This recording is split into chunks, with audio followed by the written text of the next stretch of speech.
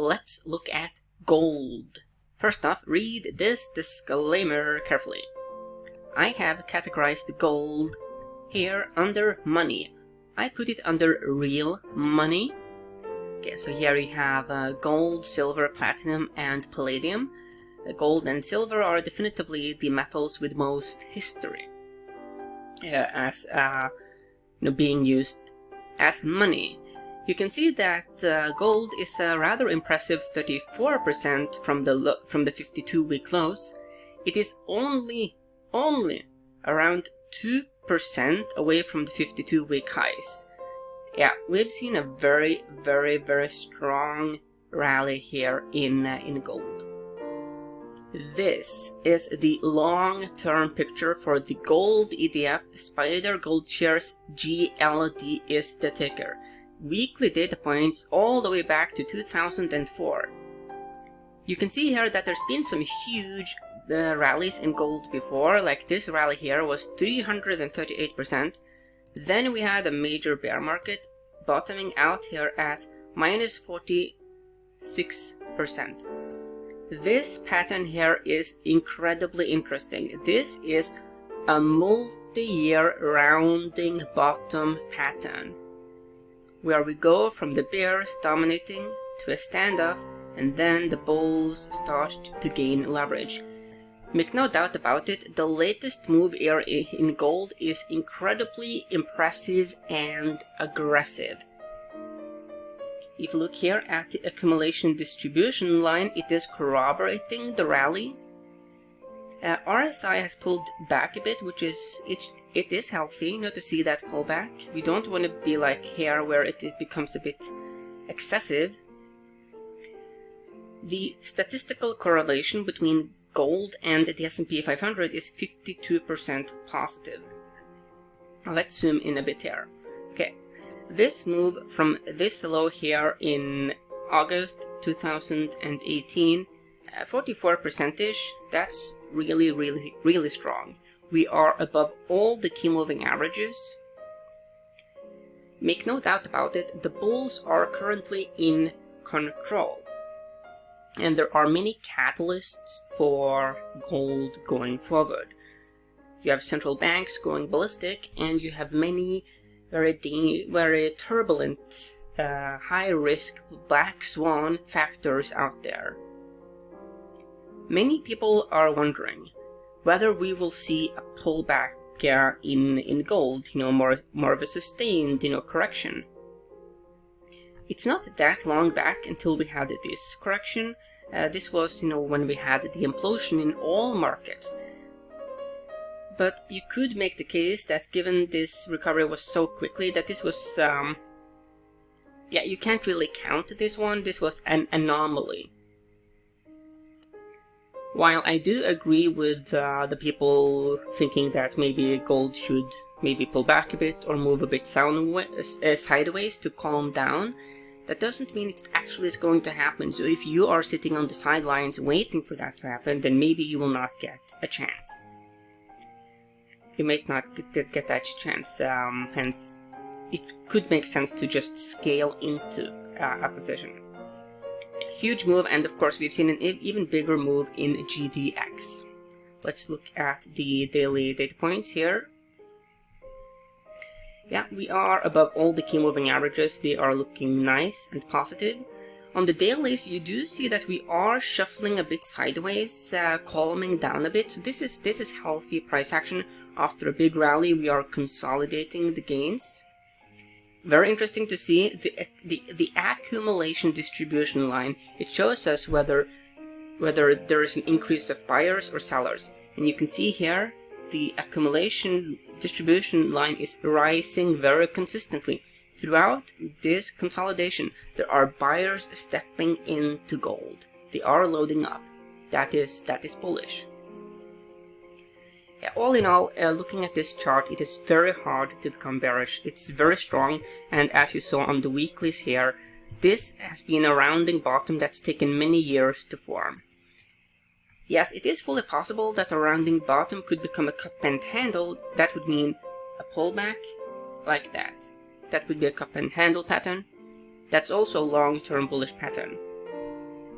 But given the current situation economically and politically, it is such a mess that it is very hard to project the future direction of gold, especially in regards to shorter time frames when there's questions about whether we will get the pullback, some mean reversion to maybe like the 50-day moving average or the 100-day.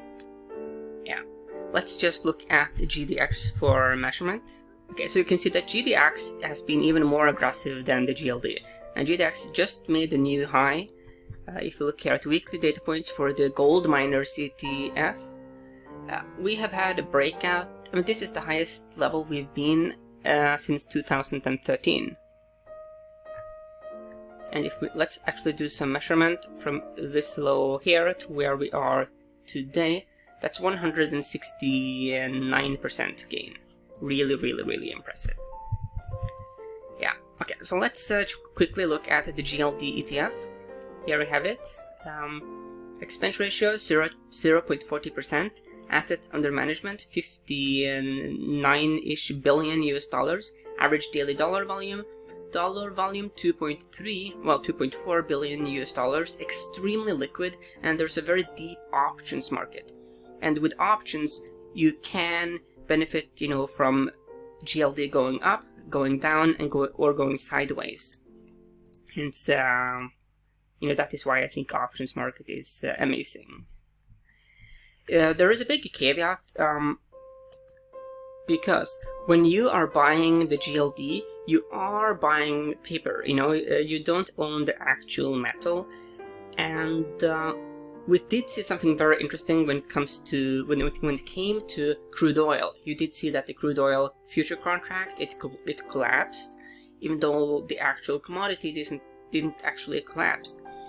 The argument is that something the inverse of that could happen with gold, in which the demand for the physical metal just skyrockets. However, that rally would not then be reflected in the price of the GLD or the gold futures.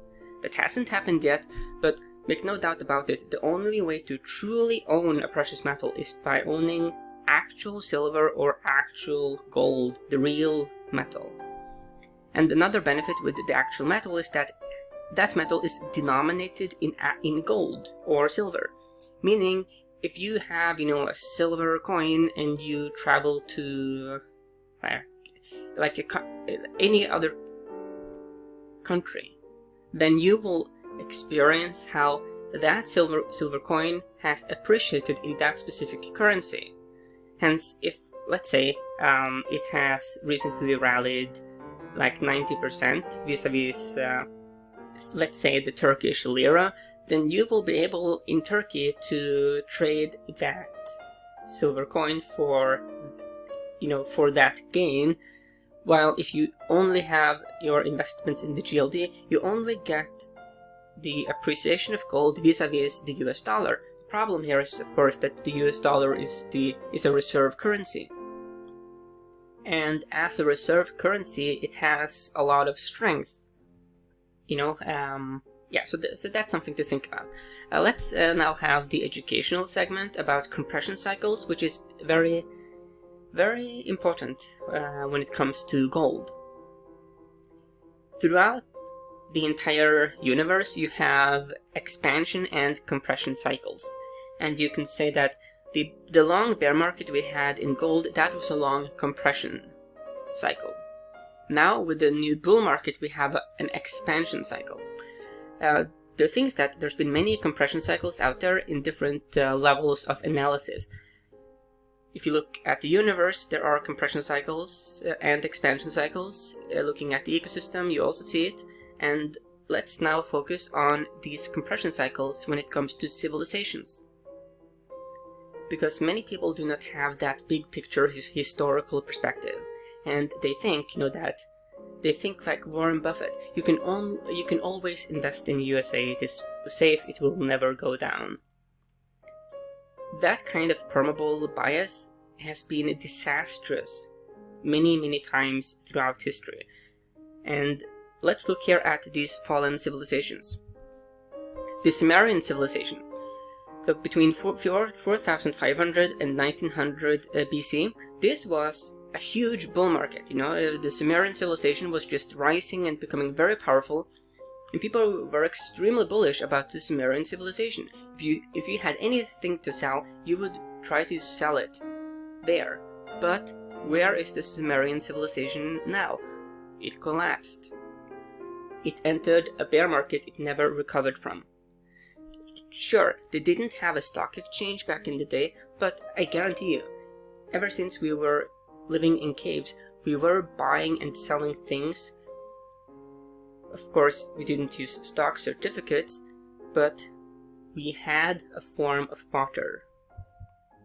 The Phoenician civilization, also an example. We had the Babylonian, huge but crashed.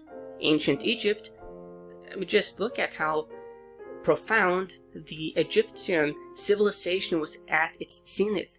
It was an extremely powerful civilization, a massive empire, enormous amounts of trade happened there. Well, that didn't work out. Buying the dip in that civilization didn't work out. The Macedonian Empire, Alexander the Great. This is a statue of him in the background. The Mayan civilization, Aztec Empire. Then you had the Nazi Empire, you had the Spanish Empire, and now you can see that there's been quite a few recent empires that have unraveled. The Soviet Union, it was big, but collapsed. And then, it begs the question, what about the American Empire? What about the People's Republic of China? The European Union? Another empire that I don't have here that I should have had, that is, of course, the British Empire. The British Empire was extremely powerful, huge, enormous amounts of trade happened with that empire. If you wanted to do business, you had to have contact with that behemoth. Obviously, looking at it now, it didn't work out. You saw a bear market in the British Empire, and it continued to go down. Buying the dip didn't work. And if we look at the British Empire from its zenith to where it is now, where it has lost almost everything, then the fall can be very tremendous. Hence, when it comes to America in particular, be very cautiously optimistic. Do not be blinded by bias, because as we've seen here, there's been many empires. They rise and they fall. You see expansion cycles and compression cycles. Whatever you do, of course, you want to let the trend be your friend.